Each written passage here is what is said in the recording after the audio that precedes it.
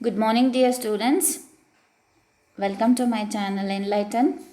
Okay, in this video, we will going to discuss about the minority shareholders, which is one of the last but one concept. Okay, so basically, minority shareholders means who, right? The question will arises. For that, here it is answer. That is, the minority shareholders are those who don't have any voting power in the company, but still they will act as a certain proportion of acts will be going to carried out by the minority shareholders in order to protect the interest along with us. Okay, the appointment of directors is normally done through a simple majority in the general meeting of the company. As such, majority shareholders are in a position to select all directors, and a significant minority shareholder may not be able to appoint even single director and not having a voting power. Okay, ಈ minority share holders ಏನಿರ್ತಾರೆ ಅವರು normal share holders ಥರ act ಆಗಲ್ಲ. ಅವರೆಲ್ಲ ಹೇಗೆ ಅಂತಂದರೆ just they will be for name sake they will be there, but they don't have any voting power and along with they don't have any right to select with a key personnel who are working in the organisation. ಈಗ ನೋಡಿ, minority share ಹೋಲ್ಡರ್ಸಿಗೆ ಯಾವುದೇ ಥರ ಡೈರೆಕ್ಟರ್ಸನ್ನ select ಮಾಡೋದಿರ್ಬೋದು, ಅಥವಾ C E ಓಸನ್ನ select ಮಾಡೋದಿರ್ಬೋದು, C F ಓಸನ್ನು select ಮಾಡೋದು, ಸಿ ಒ ಓಸನ್ನು ಸೆಲೆಕ್ಟ್ ಮಾಡೋದು, ಯಾವುದೇ ಥರದ ಒಂದು ಎಲಿಜಿಬಿಲಿಟಿನೂ ಇರಲ್ಲ. ಆ್ಯಂಡ್ ಅವರಿಗೆ ಈಗ ಏನೇ ಒಂದು ಮೀಟಿಂಗ್ ಮಾಡುವಾಗ, ಈಗ ಫಾರ್ ಎಕ್ಸಾಂಪಲ್, ಈಗ ಕಂಪನಿಯಲ್ಲಿ ಏನೋ ಚೇಂಜಸ್ ಮಾಡಬೇಕಿರತ್ತೆ, ಅಂದರೆ ಒಂದು ಪಾಲಿಸಿಯಲ್ಲಿ, ಆ ಪಾಲಿಸಿಯಲ್ಲಿ ಚೇಂಜಸ್ ಮಾಡುವಾಗ ವೋಟಿಂಗ್ ಪವರ್ ಬೇಸಿಸ್ ಮೇಲೆ ಏನೇ ರೆಗ್ಯುಲೇಷನ್ಸ್ಗಳಾದ್ರೂ it is going to be approved, right? So that is 2/3 majority which is required. But ಆ ಒಂದು ಪೊಸಿಷನ್ನಲ್ಲೂ ಕೂಡ ಈ ಮೈನಾರಿಟಿ ಶೇರ್ ಹೋಲ್ಡರ್ಸ್ಗೆ ಯಾವುದೇ ಥರದ ಚಾನ್ಸ್ ಇರಲ್ಲ. ಓಕೆ, ಸೊ ಇದೆಲ್ಲ ಹೇಗೆ ಅಂದರೆ, before the introduction of companies act 2013 ಈ ಥರ ಎಲ್ಲ ಪ್ರಾಬ್ಲಮ್ಸ್ಗಳು ಅವರಿಗಿತ್ತು. ಓಕೆ, ಬಟ್ ಇವಾಗ ಕೆಲವೊಂದು ಚೇಂಜಸ್ಗಳನ್ನು ಮಾಡಿದ್ದಾರೆ ಮೈನಾರಿಟಿ ಶೇರ್ ಹೋಲ್ಡರ್ಸಿಗೆ. ಓಕೆ, ಸೊ ಅವರೂ ಕೂಡ ಕಂಪನಿಯಲ್ಲಿ ಒಂದು ಶೇರ್ ಹೋಲ್ಡರ್ಸ್ ಅಂತಲೇ ಟ್ರೀಟ್ ಮಾಡಬೇಕು ಅನ್ನೋ ಒಂದು ರೀಸನ್ನಿಂದ ಕಂಪನೀಸ್ ಆ್ಯಕ್ಟ್ 2013 ಒಂದು ಪ್ರಾವಿಷನನ್ನು ಅವರಿಗೆ ಕೊಟ್ಟಿದ್ದಾರೆ. Okay, to mitigate this disadvantage of the minority share holders, Section 163 of the Company Act 2013 had provided that the minority shareholder could have an opportunity of placing their representatives on the board of directors where the concerned company adopts the system of proportional representation in their articles of association. Okay, so ಈಗ ಅವರಿಗೆ basically ಏನಂತಂದರೆ, board of ಡೈರೆಕ್ಟರ್ಸನ್ನು ಅಥವಾ C E ಓಸ್ನ ಯಾವುದೇ ಥರ key managerial ಪರ್ಸನಲ್ಸ್ನ appoint ಮಾಡೋ ಒಂದು ಏನು eligibility ಇರಲ್ಲ. ಓಕೆ, ಬಟ್ ಆದರೆ ಇದು ಒಂದು ಅವರಿಗೆ ಮೇಜರ್ ಡಿಸ್ಅಡ್ವಾಂಟೇಜ್ ಇತ್ತು.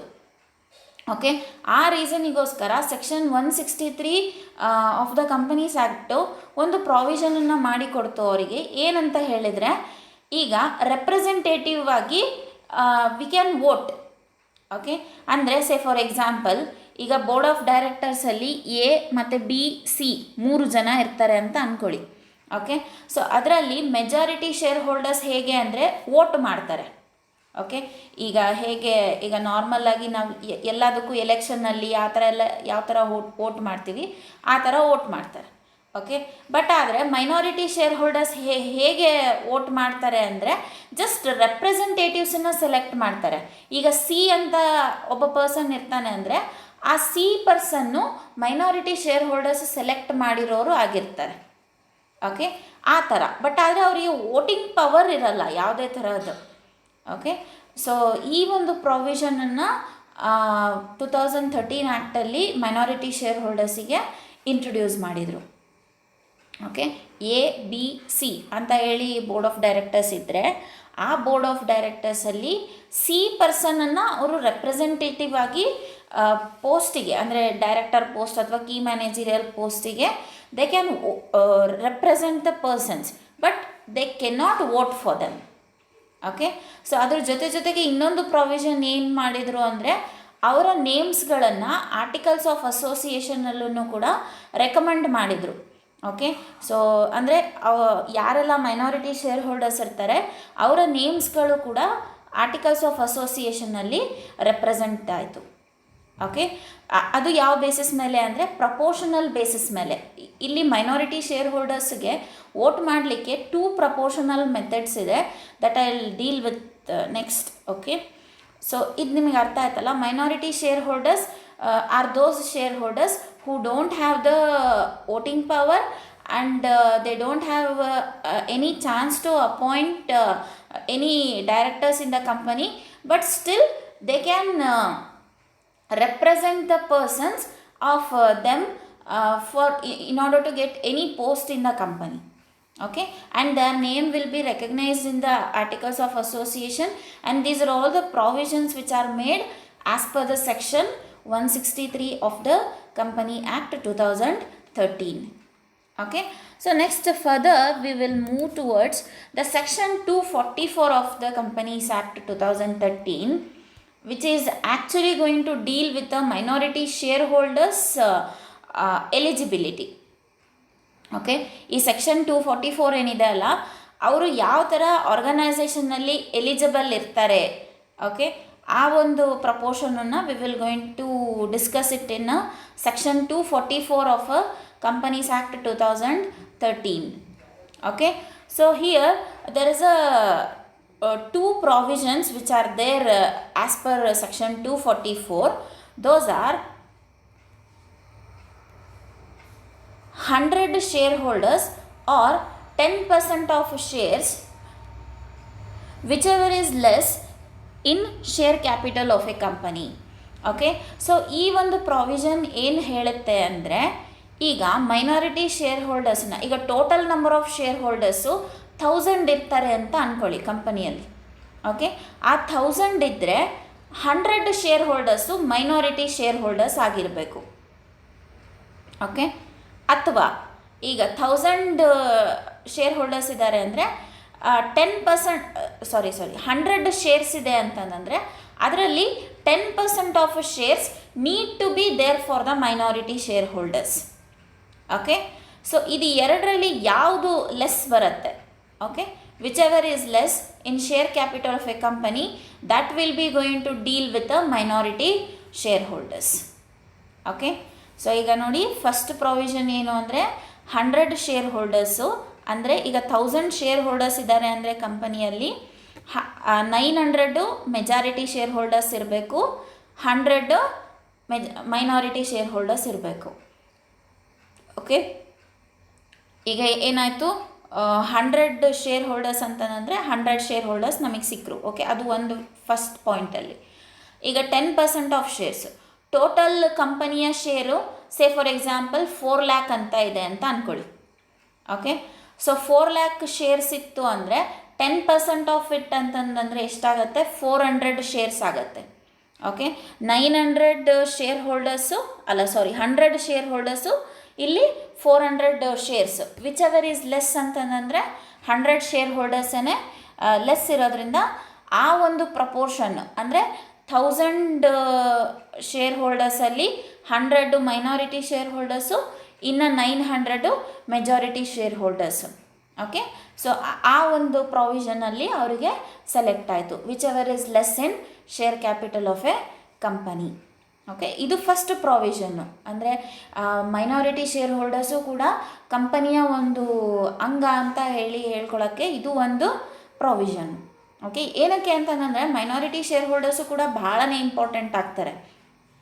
ಓಕೆ, ಸೊ ಅವರು ಇಲ್ಲ ಅಂತಂದರೆ ಈ ಏನಂತೀರ ಶೇರ್ ಹೋಲ್ಡರ್ಸ್ ಪ್ರಪೋರ್ಷನೇಟ್ ಮಾಡೋದು ಭಾಳನೇ ಕಷ್ಟ ಆಗುತ್ತೆ.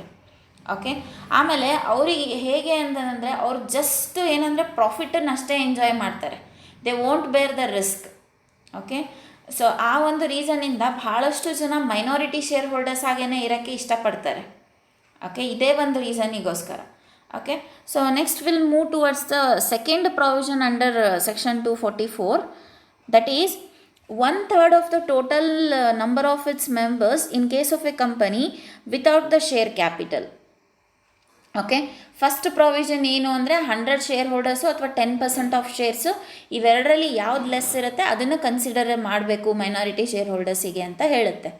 ಬಟ್ ಇಲ್ಲಿ ಸೆಕೆಂಡ್ ಪ್ರಾವಿಷನ್ ಏನಂತ ಹೇಳುತ್ತೆ ಅಂತಂದರೆ ಟೋಟಲ್ ನಂಬರ್ ಆಫ್ ಮೆಂಬರ್ಸ್ ಯಾರು ಇರ್ತಾರೆ ಅಂದರೆ ಎಷ್ಟು ಜನ ಇರ್ತಾರೆ, ಓಕೆ, ಆ ಟೋಟಲ್ ನಂಬರ್ ಆಫ್ ಮೆಂಬರ್ಸಲ್ಲಿ 1/3 of members need to be the minority share holders if share capital proportion ಮೇಲೆ ಡಿವೈಡ್ ಆಗಲಿಲ್ಲ ಅಂದರೆ.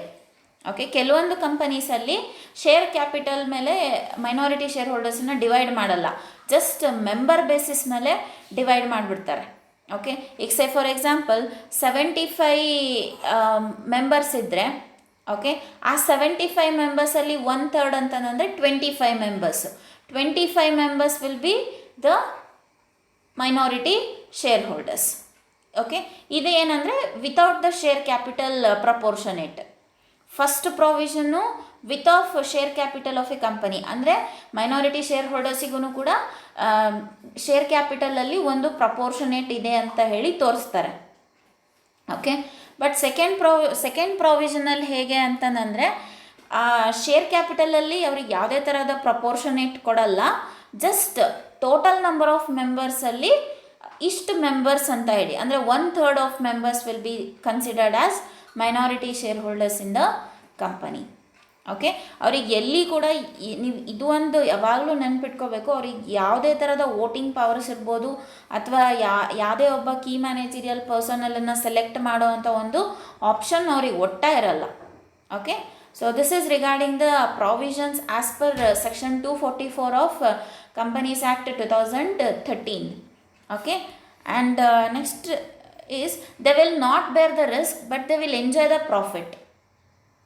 ಓಕೆ, ಇದೇ ಮೇಜರ್ ರೀಸನ್ನು ಬಹಳಷ್ಟು ಜನ ಮೈನಾರಿಟಿ ಶೇರ್ ಹೋಲ್ಡರ್ಸಿಗೆ ಅಪ್ಲೈ ಮಾಡೋಕ್ಕೇ ನೋಡ್ತಿರ್ತಾರೆ ಕಂಪನೀಸಲ್ಲಿ. ಓಕೆ, ಏನಕ್ಕೆ ಅಂತಂದರೆ ಪ್ರಾಫಿಟನ್ನು ಎಂಜಾಯ್ ಮಾಡ್ತಾರೆ ಅವರು. ಈಗ ಶೇರ್ ಹೋಲ್ಡರ್ಸ್ ಅಂತ ಈಗ ಮೆಜಾರಿಟಿ ಶೇರ್ ಹೋಲ್ಡರ್ಸ್ ಬಂದರೆ they are liable for both profit and loss. Okay, ಈಗ ಪ್ರಾಫಿಟ್ ಆದರೆ ಅದನ್ನು ಎಂಜಾಯ್ ಮಾಡಬೇಕು, ಲಾಸ್ ಆದರೆ ಅವರ ಅಮೌಂಟಿಂದ ದಟ್ ನೀಡ್ ಟು ಬಿ ಕಾಂಪೆನ್ಸೇಟೆಡ್ ಅಲ್ವಾ. ಬಟ್ ಆದರೆ ಈ ಮೈನಾರಿಟಿ ಶೇರ್ ಹೋಲ್ಡರ್ಸ್ ಇದು ಮೇಜರ್ ಅಡ್ವಾಂಟೇಜೇ ಇದು, ಜಸ್ಟ್ ಅವ್ರೇನು ಅಂದರೆ ಪ್ರಾಫಿಟ್ ಪೋರ್ಷನನ್ನು ಬಹಳ ಚೆನ್ನಾಗಿ ಎಂಜಾಯ್ ಮಾಡ್ತಾರೆ. Okay, so this is regarding the section 244 of companies act 2013 which is actually going to deal regarding the minority share holders act of relating to the provisions. Okay, so next further we'll move towards the ownership in the ownership of minority shareholders. Okay, ಅವರಿಗೆ ಯಾವ ಥರ ownership ಇರುತ್ತೆ. ಈಗ ಒಂದು organisation ಅಂತ ಬಂತು ಅಂದರೆ major owners ಯಾರಾಗಿರ್ತಾರೆ ಅಂದರೆ ಇವರೇ ಆಗಿರ್ತಾರೆ, ಏನು ಶೇರ್ ಹೋಲ್ಡರ್ಸೇ ಆಗಿರ್ತಾರಲ್ವ. ಸೊ ಅದರಲ್ಲೂ ಮೆಜಾರಿಟಿ ಶೇರ್ ಹೋಲ್ಡರ್ಸಿಂದು ಪ್ರಪೋರ್ಷನೇಟ್ ಜಾಸ್ತಿ ಇರುತ್ತೆ. ಸೊ ಹಾಗಾದರೆ ಮೈನಾರಿಟಿ ಶೇರ್ ಹೋಲ್ಡರ್ಸಿನ ಪರ್ಸೆಂಟೇಜ್ ಎಷ್ಟಿರುತ್ತೆ? Okay, let's we will discuss that.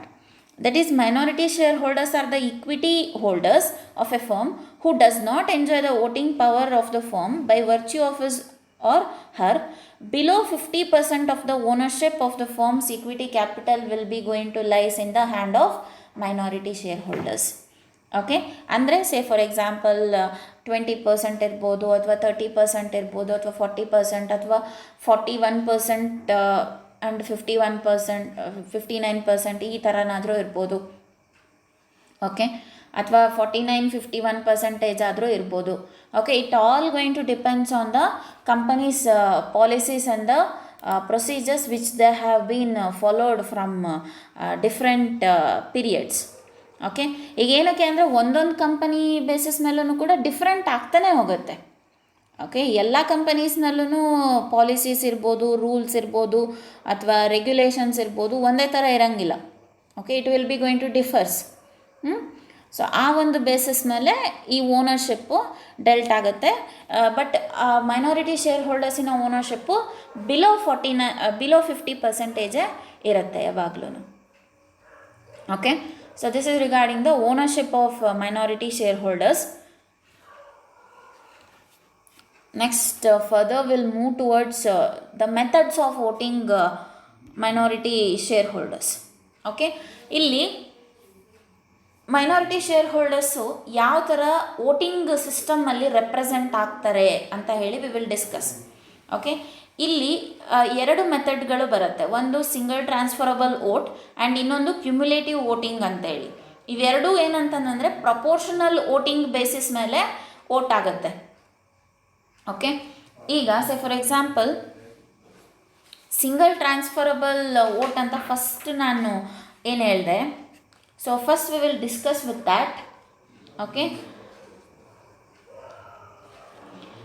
this single transferable vote is a system in which the system of voting which will going to be lies in all the names of the candidates for election as directors are entered in the ballot paper, and each voter has only one right.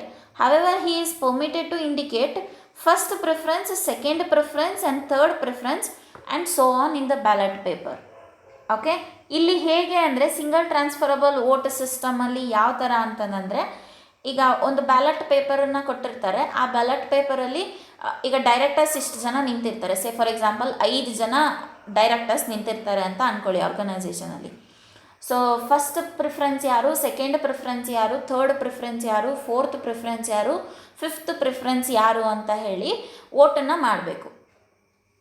Okay, ಆ vote ಮಾಡಿದಾಗ minority share ಹೋಲ್ಡರ್ಸಿಗೆ only they can elect the first preference.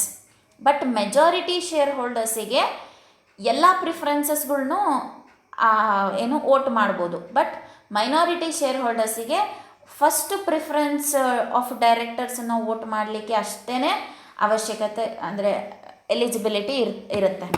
Okay, but majority share ಹೋಲ್ಡರ್ಸಿಗೆ ಹೇಗಾಗುತ್ತೆ ಅಂದರೆ ಎಲ್ಲರೂ, ಅಂದರೆ ಈಗ 5 ಜನ ಡೈರೆಕ್ಟರ್ಸ್ ಇದ್ದಾರೆ ಅಂದರೆ ಅದರಲ್ಲಿ ಅಸೆಂಡಿಂಗ್ ಆರ್ಡರಲ್ಲಿ they can vote. Okay, first preference A, second preference C, third preference D and fourth preference E and fifth preference is for B. Okay, ಅಂದರೆ ಡೈರೆಕ್ಟರ್ಸ್ನ ಪ್ರಿಫರೆನ್ಸ್ಗಳ ಬೇಸಿಸ್ ಮೇಲೆ ಈ ಸಿಂಗಲ್ ಟ್ರಾನ್ಸ್ಫರಬಲ್ ವೋಟ್ ಆಗುತ್ತೆ. ಬಟ್ ಮೈನಾರಿಟಿ ಶೇರ್ ಹೋಲ್ಡರ್ಸಿಗೆ only first ಪ್ರಿಫರೆನ್ಸಿಗೆ ಅಷ್ಟೇ. ಈಗ 5 ಜನ ಇದ್ದಾರಲ್ಲ, 5 ಜನದಲ್ಲಿ ಯಾರು ಒಬ್ಬರನ್ನ ಅವರು ಸೆಲೆಕ್ಟ್ ಮಾಡಬೇಕೋ ಅದನ್ನಷ್ಟೇ ಅವ್ರು ಮಾಡ್ಬೋದು, ಅವ್ರನ್ನಷ್ಟೇ ಎಲೆಕ್ಟ್ ಮಾಡ್ಬೋದು. ಓಕೆ, ಸೊ ಆ ಮೈನಾರಿಟಿ ಶೇರ್ ಹೋಲ್ಡರ್ಸನ್ನು ಓಟನ್ನು ಕೂಡ ಮೆಜಾರಿಟಿ ಶೇರ್ ಹೋಲ್ಡರ್ಸ್ ಓಟ್ ಜೊತೆಗೆ ಮಿಕ್ಸಪ್ ಮಾಡ್ತಾರೆ. Okay, so for this single transferable vote there is one formula that is votes needed to win is equal to valid votes cast divided by seats to fill +1. Okay, ಇಲ್ಲಿ valid votes cast divided by seats to fill +1 ಈ proportionate ಏನಿದೆ ಅಲ್ಲ, ಇದು majority share ಹೋಲ್ಡರ್ಸಿಂದ vote ಆಗಿರುತ್ತೆ. Okay, ಈಗ ಇಲ್ಲಿ +1 ಅಂತ ಏನಿದೆ ಅಲ್ಲ, ಅದನ್ನು ಮೈನಾರಿಟಿ ಶೇರ್ ಹೋಲ್ಡರ್ಸ್ ಅವರು ವೋಟ್ ಮಾಡಿರ್ತಾರೆ. Okay, so like this the single transferable vote method will be going to be determined in the voting system of minority shareholders. Okay, ಏನಕ್ಕೆ ಇದನ್ನೆಲ್ಲ ಮಾಡಿದ್ದಾರೆ ಅಂತಂದರೆ ಕಂಪನೀಸ್ ಆ್ಯಕ್ಟ್ 2013 ಪ್ರಕಾರ ಮೈನಾರಿಟಿ ಶೇರ್ ಹೋಲ್ಡರ್ಸನ್ನು ಭಾಳ ignore ಮಾಡ್ತಾಯಿದ್ರು. ಈಗ ಕಂಪನೀಸ್ ಆ್ಯಕ್ಟ್ 1956 ಪ್ರಕಾರ ಇಗ್ನೋರೆನ್ಸ್ ಜಾಸ್ತಿ ಇತ್ತು ಆ ಒಂದು ಸೆಗ್ಮೆಂಟಿಗೆ. ಆ ಒಂದು ರೀಸನಿಗೋಸ್ಕರ ಇವರಿಗೂ ಒಂದು ಚಾಯ್ಸನ್ನು ಕೊಡಬೇಕು ಕಂಪನಿಯಲ್ಲಿ ಅನ್ನೋ ಒಂದು ರೀಸನಿಗೋಸ್ಕರ ಈ ಥರ ಮಾಡಿದ್ದಾರೆ. ಓಕೆ, ಸೊ ಹೇಗೆ ಅಂದರೆ ಲೈಕ್ ಅವರೊಂಥರ ಏನಂತೀರ, ಸೈಡ್ ಬೈ ಸೈಡ್ ಫುಡ್ ಇದ್ದಂಗೆ ಕಂಪನಿಗೆ. ಫುಲ್ ಫುಡ್ ಅಲ್ಲ, but still side by side food. Okay, ಆ ಥರ ಪ್ರಾವಿಷನ್ಸ್ಗಳು ಮೈನಾರಿಟಿ ಶೇರ್ ಹೋಲ್ಡರ್ಸಿಗೆ ಇದೆ. Okay, that is votes needed to win is equal to valid votes cast. ಅಂದರೆ ವ್ಯಾಲಿಡ್ ವೋಟ್ಸ್ ಕ್ಯಾಸ್ಟ್ ಅಂತ ಅಲ್ಲೇ ಇಂಡಿಕೇಟ್ ಆಗುತ್ತೆ. That is majority share holders ಎಷ್ಟು ಜನ ವೋಟ್ ಮಾಡಿದ್ದಾರೆ ಒಬ್ಬ ಪರ್ಸನ್ನಿಗೆ ಅಂತ ಹೇಳಿ.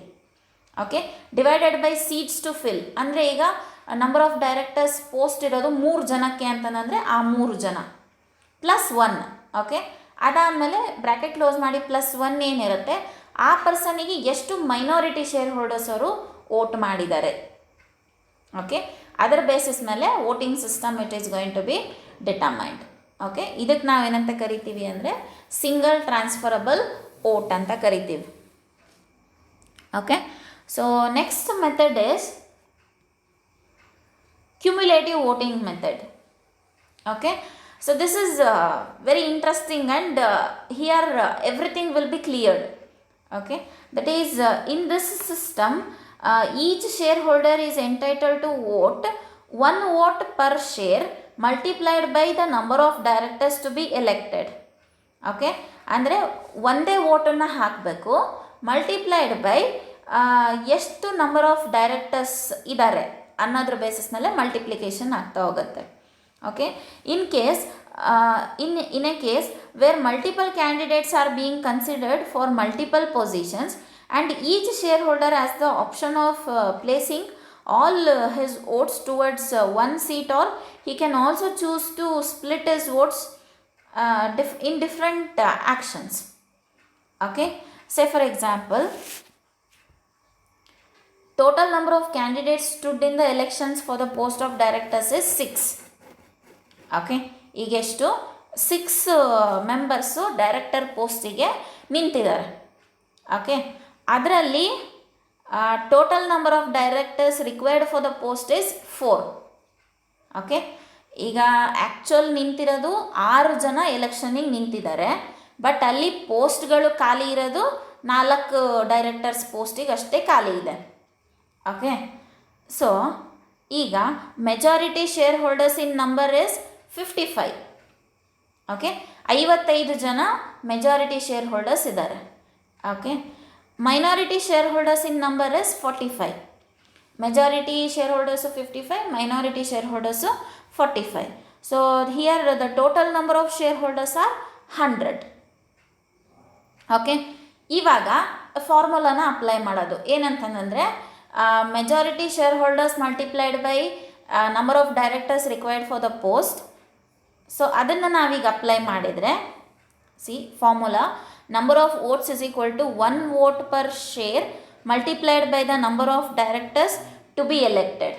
ಈಗ ಮೆಜಾರಿಟಿ ಶೇರ್ ಹೋಲ್ಡರ್ಸ್ ಎಷ್ಟಿದ್ದಾರೆ? 55 ಇದ್ದಾರೆ. ಓಕೆ, ಮಲ್ಟಿಪ್ಲೈಡ್ ಬೈ 4 ಅಂದರೆ ಎಷ್ಟು ಪೋಸ್ಟ್ ಖಾಲಿ ಇದೆ? 55 ಮಲ್ಟಿಪ್ಲೈಡ್ ಬೈ 4. ಓಕೆ, ಅದೇ ಥರ 45 multiplied by 4. Okay, total majority share holders as 55 multiplied by 4 is equal to 220 votes. Okay, so next total minority has 45 multiplied by 4 180 votes.